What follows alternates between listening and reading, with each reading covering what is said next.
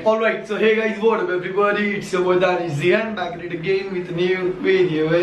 Okay, so guys, हम लोग बहुत वक्त से बहुत तरीके की वीडियो कर रहे हैं. I mean, मैं 3 साल से वीडियोस कर रहा हूँ एंड बहुत अलग अलग चीजों की वीडियो किया हूँ, बट मैंने कभी सोशल वर्क को लेकर कोई वीडियो नहीं किया हूँ. एंड डूड, पिछले कुछ दिनों में गाइस मुझे ऐसा लगा कि जब मेरे पास इतना बड़ा ऑडियंस है तो मुझे उसका प्रॉपर यूज करना चाहिए, उन्हें वो नॉलेज देना चाहिए जो उनके पास नहीं है. आई मीन डूड, आज जो चीज हम बात करने वाले हैं वो है ट्रांसपोर्ट को लेके. आई मीन, जैसे तुम लोगों को पता होगा, अगर हमारे घर में कार या बाइक नहीं है तो हम मोस्टली ट्रैवल करते हैं वो ऑटो से करते हैं, टैक्सी से करते हैं या बस से करते हैं. तो डूड, ऐसी बहुत सी चीजें जो उनके साथ गलत हो रही है जो कि नहीं होनी चाहिए. आई मीन, बहुत सारी चीजें जो मुझसे ज्यादा बेहतर तरीके से आपको अजीम पठान जी बताएंगे, जो कि है ऑल इंडिया ट्रांसपोर्ट कांग्रेस के इंटक के मुंबई प्रेसिडेंट, जो कि मुझसे ज्यादा बेहतर तरीके से आप लोगों को बताएंगे कि क्या चीजें हो रही है जो कि नहीं होनी चाहिए. एंड आज की वीडियो डूड कंप्लीट इसी चीज पे रहेगी गाइस. सो जो कोई भी सोच रहा है कि यहाँ पे कुछ मस्ती मजाक होने वाला है तो आप लोग ये वीडियो मत देखो, स्किप करो और दूसरी वीडियो देखने के आना. एंड जो कोई भी इंटरेस्टेड है डूड, ये वीडियो पूरी देखो, बिकॉज मैं चाहता हूँ ये चीजों की अवेयरनेस बहुत ज्यादा फैले जो कि लोगों को नॉलेज नहीं है. आई मीन, जैसे कि बहुत लोग होते हैं गरीब लोग जिलों का अगर ऑटो पे चल रहा है, जिलों का अगर एक टैक्सी पे चल रहा है, जिलों की 4-3 बच्चे, तो उन लोगों को वो सारी चीजें गलत हो रही है जो कि नहीं होनी चाहिए. तो ये 5 मिनट का वीडियो देखने में किसी का कुछ प्रॉब्लम नहीं होगा. आई मीन, हो सके जितने उन लोगों का फायदा होगा. अगर आप लोग किसी को जानते हो तो वीडियो से शेयर करो एंड ये वीडियो एंड तक देखो. सो अभी बात स्टार्ट करते हैं आगे एंड एक चीज करके एक चीज उनके सामने रखते हैं. तो जैसे कि मैंने कहा, मुंबई के ट्रांसपोर्ट प्रेसिडेंट अजीम पठान जी आपको आगे की चीजें बताएंगे. सो भाई, जैसा ये जिशान भाई, आपका बहुत बहुत मैं आभारी हूँ जी कि आप इतना अच्छा सोशल वर्क के पीछे ध्यान दिए और मेरे पास इतनी तकलीफ उठा के आप आए, अपना कीमती वक्त दिए, तो उसके लिए बहुत बहुत मैं आपका आभारी हूँ. शुक्रिया. जैसा कि आपने ये कहा, रिक्शा टैक्सी, वाकई में इनके जो बच्चे, ये वो गरीब बेचारे जो ट्रांसपोर्ट में जो लगे है, जैसा अभी रिक्शा जैसा बेचारा लोन पे लेता है, वो लोन पे लेता है, कैसा कैसा जद्दोजहद करके वो रिक्शा लेता है, और कभी बीमार हो गया, लोन रिक्शा पे रिक्शा जो लोन पे लेता है, और कभी बेचारा बीमार हो गया कोई वजह से, या शिप पे चलाता है, कुछ भी करके बेचारा अपना घर पालता है. 2-4 दिन कभी उसका रिक्शा नहीं निकाला तो जो लोन पे रिक्शा लिए हुआ रहता है तो वो भर नहीं पाता. तो उसका जो मंथली जो 6-7-8 हजार रुपए का हफ्ता रहता है वो नहीं भर पाता है. तो उसके अंदर मसला ये होता है कि 30 रुपया उसको फाइन होना चाहिए, मगर हाँ, बैंक उससे लेती है 1200, 800, 2000, जैसा भी है बैंक वाला उससे रिकमेंड करता है. मतलब गवर्नमेंट की तरफ से जो फाइन होता है 30 रुपए का होता है, 30 रुपए बैंक लेती है 1200 से 800 रुपया. और उसके अलावा भी जैसा बैंक वाले कुछ गुंडे हायर किए हुए रहते हैं, अच्छा, जो गाड़ी का हफ्ता बरोबर ना पे करने के इसमें रास्ते में से गाड़ी ले लेते हैं, छीन लेते हैं, या तो घर से गाड़ी उठा के ले जाते हैं. तो इसके सब बारे में हमारी जो all India Transport Congress intake की जो हमारी सरकार है, हम लोग ये मिल के, हमारी पार्टी ये कोशिश में है कि ये सब जुल्म नहीं होना चाहिए. तो उनके हक में हमारी लड़ाई जारी रहेगी. और जैसा दूसरी बात के, जैसा रिक्शा के लिए टोल फ्री है महाराष्ट्र, मुंबई में जहाँ भी, तो उसके अंदर टैक्सी के लिए भी हमारा ये है कि भाई टैक्सी भी जो एक ट्रांसपोर्ट है, तो उसके अंदर जो हम लोग भी चाहते हैं कि भाई ये इनको भी टोल फ्री होना चाहिए, क्योंकि बेचारा वो तो गरीब लेके जा रहा है पैसेंजर को, टैक्स तो ऑलरेडी हर चीज का भरता ही है, उसमें टोल भरना पड़ता है. हाँ, तो उसको परेशानी होती है टोल की वजह से.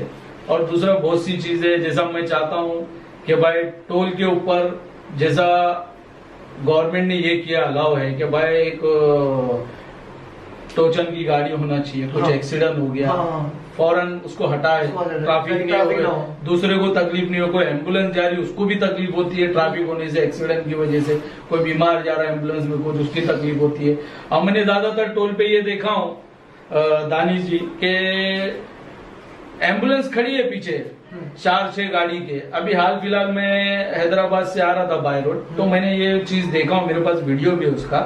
मैंने ये देखा कि भाई हम उसको चिल्ला रहे वहां से कि भाई ये जल्दी से टोल छोड़, एम्बुलेंस को जान दे, तो वो अपना पैसा लेने में मगन है, जबकि उसको राइट है कि जैसे एम्बुलेंस की आवाज सुने तो जितनी गाड़ी जाना है जान दो।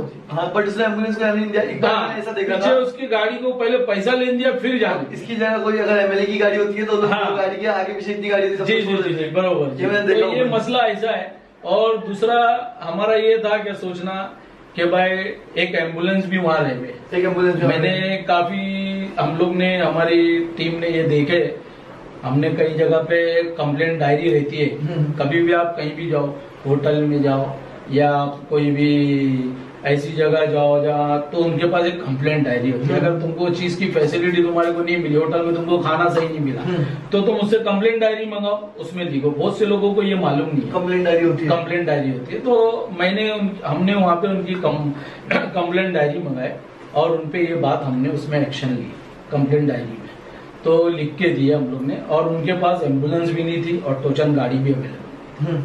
तो ये सब चीजें जो काफी लोगों को मालूम नहीं है, तो ये हमारी कांग्रेस पार्टी की तरफ से जैसा एक नया ब्लॉग बनाया है अपना सोनिया जी और राहुल गांधी जी, और ये इनके नेतृत्व में सब हो रहा है, तो काफी अच्छा सोशल वर्क का काम है।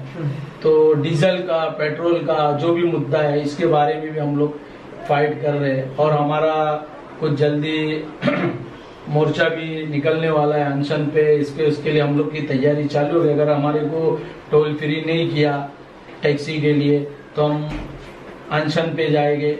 जहां तक हो सके हम पूरी कोशिश करेंगे इनकी लड़ाई, इनकी हक के लिए हम जितना हो सकता हम उतना कोऑपरेट करेंगे। तो ये सब मसले मसाइल है, इसके अंदर जितना हो सके टैक्सी रिक्शा वाले और लग्जरी वाले और ट्रक वाले, जितने भी ट्रांसपोर्ट से, टी परमिट से ताल्लुक है, ये सब हमको फुल कोऑपरेट करें ताकि हम आधी रात को उनके लिए हक तो के लिए अगर इन लोगों को आपसे कोऑपरेट करना होगा, आपसे कांटेक्ट करना होगा, तो मतलब लोग किस तरीके से कर सकते हो? फिर तो मेरा नंबर जो है वो मैं दे देता हूँ, मैं डिस्क्रिप्शन में जी जी। तो गाइस अगर मैं नंबर अगर डिस्क्रिप्शन में डालता हूँ, तो जो कोई भी इस चीज से रिलेटेड है वो लोग ही कांटेक्ट करिए, ताकि टाइम पास करने के लिए। तो समझ में आ रहा है, पता है फैमिली आदमी को, तो गाइस वो मत करो। जो कोई भी नीड में उन्हें नंबर दो, उनसे कांटेक्ट करवाओ, ताकि वो चीज उन्हें काम आए, ताकि टाइम वेस्ट ऑफ टाइम हो। तो कांटेक्ट करने के बाद वो लोग किस तरह से कोऑपरेट करेंगे, कैसी चीज आगे बढ़ेगी, वो आपको बताएंगे। आई मीन आपने कोई कार्ड के बारे में बता देते जी। All India Transport Congress intake का एक ये कार्ड है, हाँ, स्टिकर है। ये हम लोग जो रिक्शा टैक्सी जो भी हमारे साथ यूनियन में आता है, ज्वाइंट होता है, तो हम लोग उसको जैसा स्मार्ट कार्ड बना के दे रहे हैं, एक स्मार्ट कार्ड बना के दे रहे हैं। इसके अलावा और जैसा उसको कहीं भी ट्रैफिक हवलदार जैसा परेशान कर रहा है, कोई भी बात से पैसे के लिए या कोई भी चीज के लिए, तो वो सब के लिए हम लोग उसको हेल्प करने के लिए, उसके हक के लड़ाई के लिए हम लोग तैयार हैं। तो ये सब हमारे जो ऑल इंडिया ट्रांसपोर्ट के कासम यासीन तांबोली, ये हमारे जो हेड है इंडिया प्रेसिडेंट, मुझे मुंबई प्रेसिडेंट बनाने वाले ये यासीन तांबोली जी है। तो मैं उनका बहुत आभारी हूँ कि उन्होंने मुझे इतनी बड़ी जिम्मेदारी के लिए पसंद किया। तो जहां तक हो सकेगा मैं उन्हें निराशा नहीं होने दूंगा कि भाई मैं जितना हो सकता उनके लिए मैं हक की लड़ाई के लिए तैयार जी। तो ये स्मार्ट कार्ड बनाने के लिए लोग आपसे कांटेक्ट करना पड़ेगा जी। और इसकी कुछ फीस वगैरह है जी। इसका कैसा है कि भाई 150 जो हम लोग ने 150 जो चार्ज है, स्टिकर है और स्मार्ट कार्ड है जो बनेगा 150 मतलब और फॉर्म बना के, और उसका एक यूनियन के लिए हम लोग उसका पे रखे। हाँ, तो मतलब 150 मतलब कोई नॉर्मल बात है, बट उससे अलावा लोगों को एक कार्ड मिलता है जो कि जी जी और स्टिकर मिलता है, स्टिकर मतलब लोग कहीं भी बता के लोग ये यूनियन में, यूनियन की तरफ से, ताकि उन्हें कोई परेशान ना करे। जी ठीक है। और इसके अलावा आप कुछ और बोलना चाहेंगे ताकि इन लोगों के अंदर अवेयरनेस फैले इस चीज को लेके, कुछ जैसे लोग आजकल फंस रहे वो लोग ना फंसे। तो वही मेन कैसा है कि अभी जब तक ये मैं अकेला जो चाह के कुछ भी करूं या हमारी पार्टी कुछ चाह के कुछ करना चाहे तो नहीं कर सकते। जब तक ताकत पूरी सबकी साथ में मिलेगी, यूनियन की ताकत बोले तो बहुत बड़ी ताकत, अगर यूनियन मजबूत हमारे को करेगी तो हमारी पार्टी भी उनके साथ है जी। तो यही सब है। अगर उनको हेल्प अगर हम कर सके कुछ वजह से, तो उनको भी आगे आना पड़ेगा, खोल के साथ देना पड़ेगा। जैसा आरटीओ वाले शेयरिंग की रिक्शा चला रहे, हफ्ता ले रहे हैं। हाँ। एक रिक्शा में 3 आदमी बैठने का अलाउ है। हाँ। और उसके अंदर वो बिठा रहे 5-5 आदमी, 6-6 आदमी। हाँ। अनकेयर करके जान दे रहे, क्यों कि वो उसका आदमी है, वो उसको पैसा दे रहा है, वो उसको पैसा पे कर रहा है मंथली। 7 आदमी बिठा के लेके तो गाड़ी वाला नहीं रोक रहा है। शेयरिंग रिक्शा बोलते हैं उसको, शेयरिंग रिक्शा। तो वो शेयरिंग करके ले जा रहा है।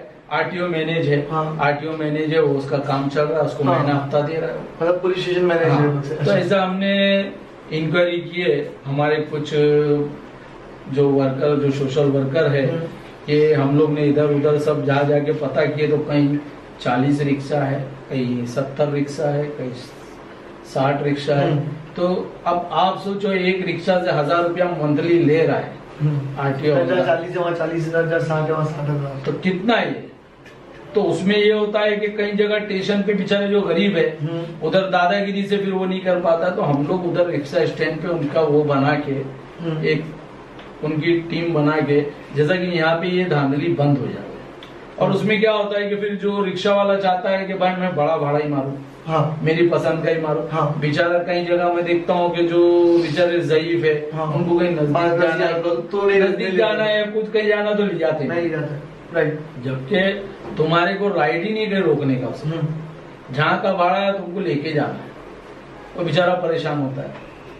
तो मेरे हिसाब से इस चीज के लिए हम लोग पूरी तरह से सतर्क है, कोशिश कर रहे हैं कि भाई जितना हो सके हम लोग ट्रांसपोर्ट के इसमें हेल्प करके लोगों की भी सहायता होवे, और जो ट्रांसपोर्ट के ताल्लुक से जैसा रिक्शा, टैक्सी और लग्जरी है, ट्रक है, इनको भी मदद मिले और भी दूसरी तकलीफों से।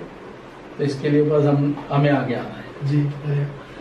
तो गाइस, आई होप तुम लोगों को ये वीडियो समझ में आई होगी। ये आइडिया मेरे दिमाग में कैसे आया, मैं एक बार इनसे मिलने आया था और इन्होंने मुझे ये बात टॉपिक निकली, तो मैंने सोचा कि जब वो टॉपिक मेरे दिमाग में इतनी जोर की हिट करी, जो कि चीजें हो रही है, आई मीन जैसे कि इन्होंने कहा 30 रुपया फाइन है, एक जो वीक का होता है, हफ्ता जाता है तो उसका 30 रुपया फाइन है, बट गवर्नमेंट कितना ले रही है लोग से, 1200-1300 रुपए, जो कि बिल्कुल भी गलत है। गवर्नमेंट बैंक ले रही, बैंक ले रही, गवर्नमेंट नहीं। तो बैंक मतलब डायरेक्टली 30 की जगह 1200 रुपए 1300 रुपए ले रही है, गुंडे हायर करके रखे हैं। आई मीन ये सब चीजें बहुत ज्यादा गलत हो रही थी। तो मुझे लगा, जब मुझे इस चीज उनकी नॉलेज मिली, तो मैंने कहा मेरी जो ऑडियंस है वो कम्प्लीटली यूथ है, आई मीन यूथ है पूरी ऑडियंस, 25 से लेके 19 एज के बीच में। तो इन लोगों को जब ये बातें पता चलेगी, तो इनका कोई दोस्त, इनका कोई भाई, इनका कोई रिलेटिव जो ऑटो चलाता होगा, तो ये नॉलेज वो लोग को बताएंगे। आई मीन मेरे ये चीजें सुनने के बाद ये चीजें उनके दिमाग से नहीं निकलेगी, तो ये चीजें, ये अवेयरनेस फैलेगी हमारे यहाँ पर, जो बहुत लोगों को नहीं पता होती। तो वही जो भी आप काम कर रहे हो बहुत अच्छा काम है, मैं चाहता हूँ ये साल में से आगे बढ़े, ताकि लोगों के अंदर सारी चीजें, ये सब चीजें कम हो। फिर जब तक ये चीजें कम नहीं होगी, हमारे चीजें कभी सुधरने नहीं वाली। हमारे साथ का एनजीओ वाले भी हेल्प के लिए आगे आए।